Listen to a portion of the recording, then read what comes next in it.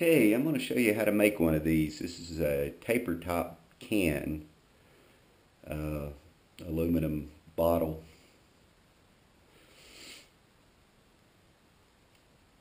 Alcohol stove.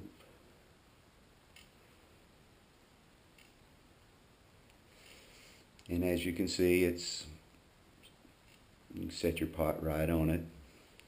These do work best with a windscreen if you're using it outdoors,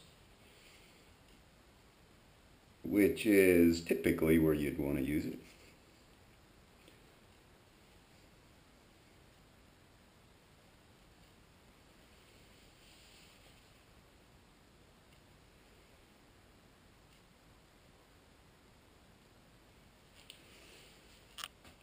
Okay, we're going to show the process of making a tapered top aluminum bottle alcohol stove. You'll need 2 aluminum bottles. A lot of the bottling manufacturers now are doing these, so they're easy to find. They're a little thicker aluminum, so it makes for a pretty neat job when making a stove. First off, you'll need, like I say, 2 bottles, and you're going to cut the bottom out of 2 of them. It takes 2 bottoms, as well as a tapered top part to make the stove. So those are the 3 items you'll need. What I normally do, I'll measure up to make both of these. I'll measure up about 1 3/4 inches. When you cut your first can, what I usually do is I'll use a Sharpie, get a book or something, and make my mark. Then we'll take the knife, just cut the can in half. Then I'll take my tin snips and run right on that Sharpie line to get a nice even cut. So once I finish cutting the bottom out, I'll take my knife and I'll punch a hole in it. Now I'll take the other bottle before I cut it. I'm going to use it to stretch this part. So we'll stick it in a press. You can use a car jack. There's several ways, and I've seen some other videos on YouTube that shows this process. Once you press this onto the other can, you'll have to blow it off with compressed air. It'll pop off, and now you've stretched this part. Go ahead and take your other bottle then, and go ahead and mark it and cut it. And you come up with the second half. And usually at this point, I'll take and sand that just a little bit around the edge there. Now you want to take the taper top out of one of these cans.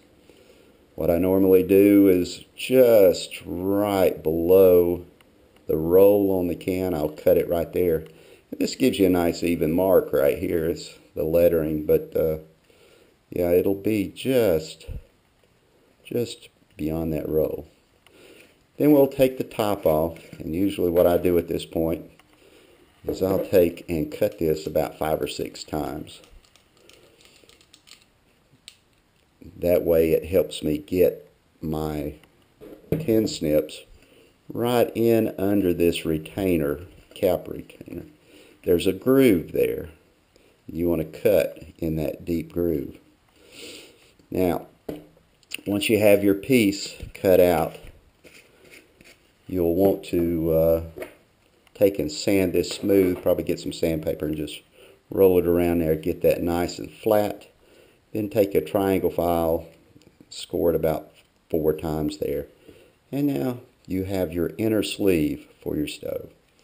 So you'll just set it right in there, seat it, and normally at this point I'll take my tin snips, any excess I'd cut off, and usually there will be a little excess there. I try to leave at least 1/16 of an inch above your inside liner. Now that you've stretched the other part, this should easily slide on.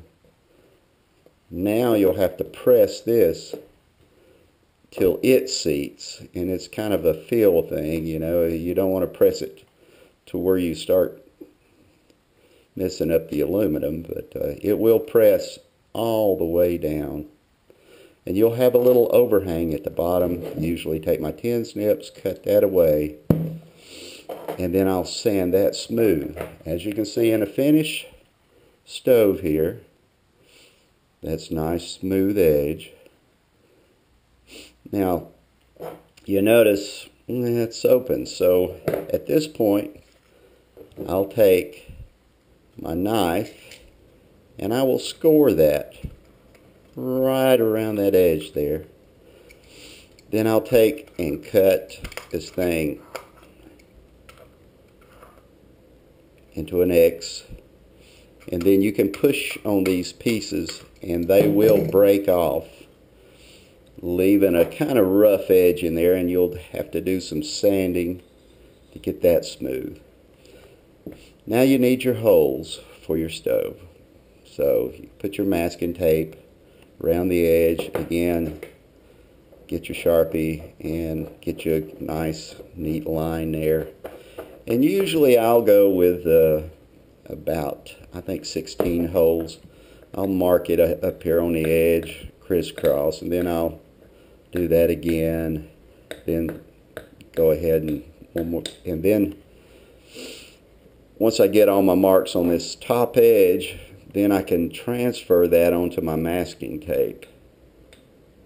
And it doesn't have to be perfect. I think, you know, you get it evenly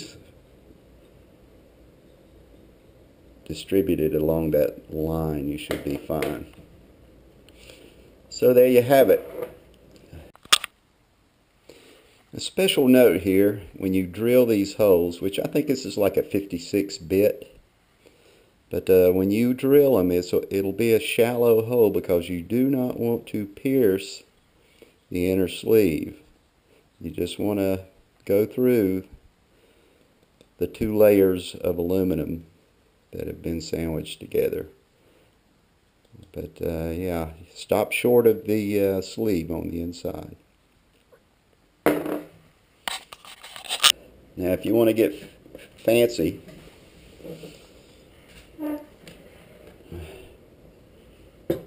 you can take a scrub pad and scrub the paint off of it. And there you have a nice, neat job.